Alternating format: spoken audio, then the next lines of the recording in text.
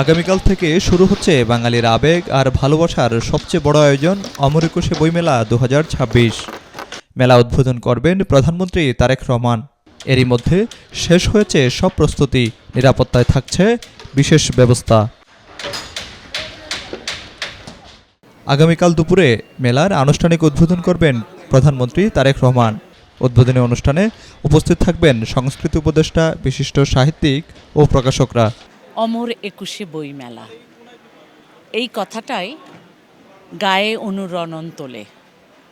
আমাদের প্রতিটি বাঙালির হৃদয়ে রয়েছে সংস্কৃতি এবং সাহিত্য। সকল বাঙালির যারা বাংলা ভাষায় এই বইমেলাগুলোকে দেখে এসেছে, নিজেরা লিখেছে, রচনা করেছে এবং বইমেলার পাঠক যারা সমগ্র বিশ্বে ছড়িয়ে আছে, তারা কিন্তু সারা জীবনে বিদেশে থেকেও এই সময়টাতে বাংলাদেশে চলে এসেছে। অমর একুশে গ্রন্থমেলা আমাদের প্রাণের মেলা।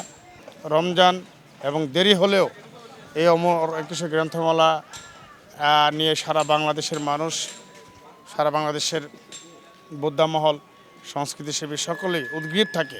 বুধবার সকালে এক সংবাদ সম্মেলনে ডিএমপি জানায়, মেলা ঘিরে নেওয়া হয়েছে কঠোর নিরাপত্তা ব্যবস্থা। মব নিয়ন্ত্রণে সর্বোচ্চ সতর্ক থাকবে আইনশৃঙ্খলা বাহিনী। মেলা এলাকায় বসানো হয়েছে ৩০০টির বেশি সিসি ক্যামেরা। ড্রোন নজরদারিও থাকবে সার্বক্ষণিক। প্রতিটি প্রবেশপথে থাকবে আর্চওয়ে ও মেটাল ডিটেক্টর। রোজার মধ্যে তো একটা ফেস্টিভিটি আছে, লোকে তো মানে উৎসব মুখর পরিবেশে ইফতার করে, ঠিক আছে। রোজার সময় আবার অনেক সময় অফিস আদালতের সময় একটু কমে যায়, স্কুল বন্ধ থাকে, এই কারণেও লোকে বেশি পরিমাণে বাইরে আসতে পারে। তাছাড়া মেলার একটা ঐতিহ্য আছে এবং লোকে এখানে আসে। সবসময় যে বই কিনতে আসে তাও না, অনেকে আসে প্রতিদিন মেলায় আসে। তো সেরকম রোজার জন্য যে একটু ভিন্ন রকম পরিস্থিতি তৈরি হলো, সেটার সঙ্গে মানিয়ে নিয়ে সময়টা একটু দেখে টেকে আমি মনে করি যে দর্শকরা, ক্রেতারা, পাঠকরা, লেখকরা মেলায় আসবেন এবং মেলা ভালোভাবেই পালিত হবে। ধর্মীয় অনুভূতিতে আঘাত হানে এমন কোনো বই মেলায় স্থান পাবে না বলেও জানানো হয়েছে। ইতিমধ্যে এটি বিশেষ মনিটরিং টিম গঠন করেছে কর্তৃপক্ষ। সাধারণ দিনগুলোতে মেলা চলবে বিকেল ২টা থেকে রাত ৯টা পর্যন্ত। ছুটির দিনে সকাল ১১টা থেকেই দর্শনার্থীদের জন্য উন্মুক্ত থাকবে মেলা প্রাঙ্গণ।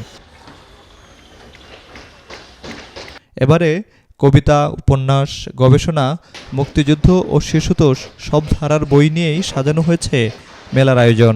বিকেলে থাকবে আলোচনা অনুষ্ঠান, কবিতা পাঠ ও সাংস্কৃতিক পরিবেশনা।